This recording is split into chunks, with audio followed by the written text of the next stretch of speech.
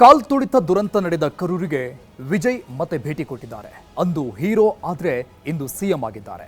CM ವಿಜಯ್ಗೆ ಅಲ್ಲಿನ ಜನ ಹೇಗೆ ವೆಲ್ಕಮ್ ಮಾಡಿದ್ರು, ಅಂದು ನಡೆದ ದುರ್ಘಟನೆ ಬಗ್ಗೆ ಸಿಎಂ ವಿಜಯ್ ಹೇಳಿದ್ದೇನು ತೋರಿಸ್ತೀನಿ ನೋಡಿ. 8 ತಿಂಗಳ ಬಳಿಕ ಕರೂರಿಗೆ ಎಂಟ್ರಿ ಕೊಟ್ಟ ದಳಪತಿ ವಿಜಯ್. ಸಂತ್ರಸ್ತ ಕುಟುಂಬಗಳಿಗೆ ಸರ್ಕಾರಿ ಕೆಲಸ, ಡಿಎಂಕೆ ವಿರುದ್ಧ ಆರೋಪ, ವಾಗ್ದಾಳಿ. ಕರೂರಿಗೆ ಬಂದ ವಿಜಯ್ ಹೇಳಿದ್ದೇನು, ಕಾಲ್ತುಳಿತಕ್ಕೆ ಕಾರಣ ಡಿಎಂಕೆನ. ಸೆಪ್ಟೆಂಬರ್ 27, 2025 ಈ ದಿನಾಂಕವನ್ನ ದಳಪತಿ ವಿಜಯ್ ತಮ್ಮ ಜೀವನದಲ್ಲಿ ಎಂದಿಗೂ ಮರೆಯೋದಿಲ್ಲ, ಮರೆಯಲು ಸಾಧ್ಯವೂ ಇಲ್ಲ. ತಾವು ಸಿಎಂ ಆಗಿ ಪ್ರಮಾಣ ವಚನ ಸ್ವೀಕರಿಸಿದ ದಿನ ಹೇಗೆ ವಿಜಯ್ಗೆ ಮರೆಯಲು ಸಾಧ್ಯವಿಲ್ಲವೋ, ಸೆಪ್ಟೆಂಬರ್ 27ರ ಕರಾಳ ದಿನವನ್ನೂ ಮರೆಯಲು ಸಾಧ್ಯ ಇಲ್ಲ. ಯಾಕಂದ್ರೆ ಅಂದು ವಿಜಯ್ ನೋಡಲು ಬಂದಿದ್ದ 41 ಮಂದಿ ಕಾಲ್ತುಳಿತದಲ್ಲಿ ಪ್ರಾಣ ಕಳೆದುಕೊಂಡ ದಿನವದು. ಕಾಲ್ತುಳಿತದ ದುರಂತದ ನಂತರ ಇದೇ ಮೊದಲ ಬಾರಿಗೆ, ಅಂದ್ರೆ ಸುಮಾರು 8 ತಿಂಗಳ ಬಳಿಕ ವಿಜಯ್ ಮತ್ತೆ ಕರೂರಿಗೆ ಭೇಟಿ ಕೊಟ್ಟಿದ್ದಾರೆ. ತಮ್ಮಿಂದ ಆದ ತಪ್ಪಿಗೆ ಕ್ಷಮೆ ಕೇಳಿದ್ದಾರೆ, ಸಂತ್ರಸ್ತರ ಕುಟುಂಬಗಳಿಗೆ ಸಹಾಯ ಮಾಡಿದ್ದಾರೆ. ಟಿವಿಕೆ ಪಕ್ಷದ ಅಧ್ಯಕ್ಷ ದಳಪತಿ ವಿಜಯ್ ತಮಿಳುನಾಡಿನ ಕರೂರಿನಲ್ಲಿ ಕೈಗೊಂಡಿದ್ದ ರ್ಯಾಲಿ ಭಾರೀ ದುರಂತಕ್ಕೆ ಕಾರಣವಾಗಿತ್ತು. ನೆಚ್ಚಿನ ನಟನನ್ನ ನೋಡಲು ಕಿಕ್ಕಿರಿದು ಸೇರಿದ್ದ ಜನರು ರೊಚ್ಚಿಗೆದ್ದು ನುಗ್ಗಿದ್ರು. ಆಗ ಇದ್ದಕ್ಕಿದ್ದಂತೆ ಕಾಲ್ತುಳಿತ ಉಂಟಾಗಿತ್ತು. ಈ ಘಟನೆಯಲ್ಲಿ ಸಣ್ಣವರು, ದೊಡ್ಡವರು, ಮಹಿಳೆಯರು ಅಂತ ಬರೋಬ್ಬರಿ 41 ಮಂದಿ ಉಸಿರು ಚೆಲ್ಲಿದ್ರು. ಅಸ್ವಸ್ಥಗೊಂಡ 50 ಮಂದಿಯನ್ನ ಆಸ್ಪತ್ರೆಗೆ ದಾಖಲಿಸಲಾಗಿತ್ತು. ಅಂದು ಕಾಲ್ತುಳಿತವಾಗ್ತಾ ಇದ್ದಂತೆ ಅಲ್ಲಿಂದ ಹೊರಟು ಚೆನ್ನೈಗೆ ಬಂದಿದ್ದ ವಿಜಯ್, ನನ್ನ ಹೃದಯವೇ ಒಡೆದು ಹೋಗಿದೆ, ಪದಗಳಲ್ಲಿ ಹೇಳಲು ಸಾಧ್ಯವಾಗದ ನೋವಲ್ಲಿ ನಾನು ಮುಳುಗಿದ್ದೇನೆ ಅಂತ ಬರೆದುಕೊಂಡಿದ್ರು. ಕಿಕ್ಕಿರಿದು ಜಮಾಯಿಸಿದ್ದ ಅಭಿಮಾನಿಗಳ ನಡುವೆ ರ್ಯಾಲಿ ಸಾಗುವಾಗ ರಾತ್ರಿ 8 ಗಂಟೆ ಸುಮಾರಿಗೆ ಈ ದುರಂತ ಸಂಭವಿಸಿತ್ತು. ನಿರೀಕ್ಷೆಗಿಂತಲೂ ಅಧಿಕ ಸಂಖ್ಯೆಯಲ್ಲಿ ಜನರು ಭಾಗವಹಿಸಿದ್ದೇ ನೂಕುನುಗ್ಗಲಿಗೆ ಕಾರಣ ಅಂತ ಹೇಳಲಾಗಿತ್ತು. ಸುಮಾರು 10,000 ಜನರು ಭಾಗವಹಿಸುವ ನಿರೀಕ್ಷೆಯಲ್ಲಿ ಟಿವಿಕೆ ಪಕ್ಷ ಸಿದ್ಧತೆ ಕೈಗೊಂಡಿತ್ತು. ಆದರೆ 50,000ಕ್ಕೂ ಹೆಚ್ಚು ಜನ ಅಲ್ಲಿಗೆ ಬಂದಿದ್ರು.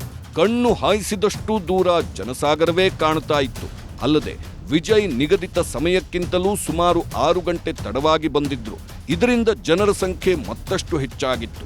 ಈ ವೇಳೆ ಯಾರಿಗೋ ಏನೋ ಆಯ್ತು ಅಂತ ಇದ್ದಕ್ಕಿದ್ದಂತೆ ಓಡಲು ಶುರು ಮಾಡಿದಾಗ ಅನಾಹುತ ಸಂಭವಿಸಿತ್ತು. ಕಾಲ್ತುಳಿತದ ಊರಿನಲ್ಲಿ ವಿಜಯ್ಗೆ ಅದ್ಧೂರಿ ಸ್ವಾಗತ. ದಳಪತಿಯ ಮಾತಿಗೆ ಶಿಳ್ಳೆ ಚಪ್ಪಾಳೆ ಹೊಡೆದು ಸಂಭ್ರಮಿಸಿದ ಜನ. ದುರಂತ ಸಂಭವಿಸಿದ ಬಳಿಕ ಇದೇ ಮೊದಲ ಬಾರಿಗೆ ಕರೂರಿಗೆ ಭೇಟಿ ಕೊಟ್ಟಿರೋ ವಿಜಯ್, ಕಾಲ್ತುಳಿತ ದುರಂತದಲ್ಲಿ ಮೃತಪಟ್ಟವರು ಮತ್ತು ಗಾಯಗೊಂಡವರ ಕುಟುಂಬಗಳನ್ನ ಭೇಟಿ ಮಾಡಿ ಸಾಂತ್ವನ ಹೇಳಿದ್ರು. ಈ ವೇಳೆ ಸರ್ಕಾರದ ಪರವಾಗಿ ಪರಿಹಾರ ವಿತರಿಸುವುದರ ಜೊತೆಗೆ ಅರ್ಹ ಕುಟುಂಬಗಳಿಗೆ ತಾತ್ಕಾಲಿಕ ಉದ್ಯೋಗ ನೀಡುವ ಪ್ರಕ್ರಿಯೆಗೂ ಚಾಲನೆ ಕೊಟ್ಟರು. ಕರೂರು ದುರಂತದ ಬಳಿಕ ಸಂಕಷ್ಟದಲ್ಲಿರುವ ಕುಟುಂಬಗಳಿಗೆ ನೆರವಾಗುವ ಉದ್ದೇಶದಿಂದ ರಾಜ್ಯ ಸರ್ಕಾರ ಈಗಾಗಲೇ ಹಲವು ಕ್ರಮಗಳನ್ನು ಕೈಗೊಂಡಿದೆ. ಸಂತ್ರಸ್ತರ ಕುಟುಂಬಗಳಿಗೆ ತಾತ್ಕಾಲಿಕ ಉದ್ಯೋಗ, ಆರ್ಥಿಕ ಪರಿಹಾರ ವಿತರಣೆ, ಅಗತ್ಯವಿರುವ ಕುಟುಂಬಗಳಿಗೆ ಮುಂದಿನ ದಿನಗಳಲ್ಲಿ ಹೆಚ್ಚುವರಿ ನೆರವು ನೀಡುವ ಭರವಸೆ ಕೊಟ್ಟಿದೆ.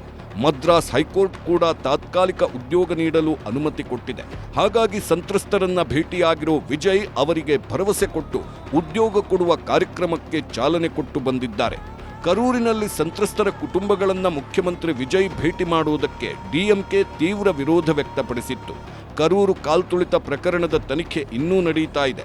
ತನಿಖೆ ನಡೆಯುತ್ತಿರುವ ಸಂದರ್ಭದಲ್ಲಿ ಸಂತ್ರಸ್ತರನ್ನ ಭೇಟಿ ಮಾಡಿದರೆ ಸಾಕ್ಷ್ಯಗಳ ಮೇಲೆ ಪ್ರಭಾವ ಬೀರುವ ಸಾಧ್ಯತೆ ಇದೆ. ಪರಿಹಾರ ಹಾಗೂ ಉದ್ಯೋಗ ಘೋಷಣೆ ತನಿಖೆಯ ಮೇಲೆ ಪರಿಣಾಮ ಬೀರಬಹುದು ಅಂತ ಆರೋಪಿಸಿ ಸುಪ್ರೀಂ ಕೋರ್ಟ್ ಮೆಟ್ಟಿಲೇರಿತ್ತು. ಡಿಎಂಕೆಯ ಮನವಿಯನ್ನ ವಿಚಾರಿಸಿದ ಸುಪ್ರೀಂ ಕೋರ್ಟ್ ಮುಖ್ಯಮಂತ್ರಿಯ ಓಡಾಟ ಅಥವಾ ಸಾರ್ವಜನಿಕ ಭೇಟಿಗಳನ್ನು ನಿರ್ಬಂಧಿಸಲು ಸಾಧ್ಯವಿಲ್ಲ ಅಂತ ಸ್ಪಷ್ಟಪಡಿಸಿದೆ. ನ್ಯಾಯಾಲಯದ ಆದೇಶದ ಬಳಿಕವೇ ಸಿಎಂ ವಿಜಯ್ ಕರೂರಿಗೆ ಭೇಟಿ ಕೊಟ್ಟಿದ್ದಾರೆ. ಈ ಹಿಂದಿನಿಂದಲೂ ಕರೂರು ಕಾಲ್ತುಳಿತ ಪ್ರಕರಣದಲ್ಲಿ ಡಿಎಂಕೆಯನ್ನೇ ಆರೋಪಿ ಸ್ಥಾನದಲ್ಲಿ ನಿಲ್ಲಿಸ್ತಾ ಇರೋ ವಿಜಯ್ ಈಗಲೂ ಅದನ್ನೇ ಮಾಡಿದ್ರು. ಕರೂರು ಕಾಲ್ತುಳಿತಕ್ಕೆ ಡಿಎಂಕೆ ಪಕ್ಷವೇ ಕಾರಣ, ಅವರೇ ಪೊಲೀಸರ ಕೈಯಲ್ಲಿ ಎಲ್ಲವನ್ನ ಪ್ಲಾನ್ ಮಾಡಿಸಿದ್ರು. ಅಮಾಯಕರ ಪ್ರಾಣ ಹೋಗಲು ಡಿಎಂಕೆ ಪಕ್ಷ ಮತ್ತು ಸ್ಟಾಲಿನ್ ಕಾರಣ ಅಂತ ವಾಗ್ದಾಳಿ ನಡೆಸಿದ್ರು. ನಾನು ಪೊಲೀಸರ ಮೇಲೆ ವಿಶ್ವಾಸವಿಟ್ಟು ಕರೂರಿಗೆ ಬಂದಿದ್ದೆ, ಆದರೆ ಕಾಲ್ತುಳಿತಕ್ಕೆ ನನ್ನನ್ನೇ ಹೊಣೆ ಮಾಡುವ ಪ್ರಯತ್ನ ನಡೆಯಿತು ಅಂತ ಹೇಳಿದ್ರು. போலீஸ் நினச்சா அவங்க அந்த மீட்டிங்கே கேன்சல் பண்ணலாம். ஏதோ தப்பாக இருக்குது, ஏதோ தப்பாக தோணுது அப்படின்னு நினச்சிட்டாலே they have all the rights to cancel the meeting. எங்ககிட்ட கேட்கணும்லாம் 1 அவசியமே கிடையாது.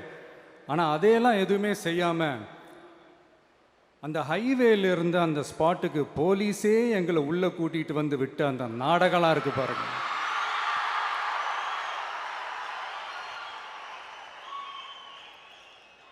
நம்பிட்டேங்க, முழுசாக நம்பிட்டேன். அன்னைக்கு இருந்த அந்த கரூர் போலீஸ் பேசும்போது தேங்க்ஸ்லாம் சொன்னேன் அவங்களுக்கு. எனக்கு தெரியாது இப்படி ஒரு ನಾಟಕ நடக்கும். ಇನ್ನು ಕಾಲ್ತುಳಿತ ಆದಾಗಲೇ ಜನರು ವಿಜಯ್ ಮೇಲೆ ಕೋಪ ಮಾಡಿಕೊಂಡಿರಲಿಲ್ಲ. ಅಲ್ಲಿನ ಜನರು ಮತ್ತು ಸಂತ್ರಸ್ತರ ಕುಟುಂಬಸ್ಥರು ಡಿಎಂಕೆ ಸರ್ಕಾರದ್ದೇ ತಪ್ಪು ಅಂತ ಹೇಳಿದ್ರು.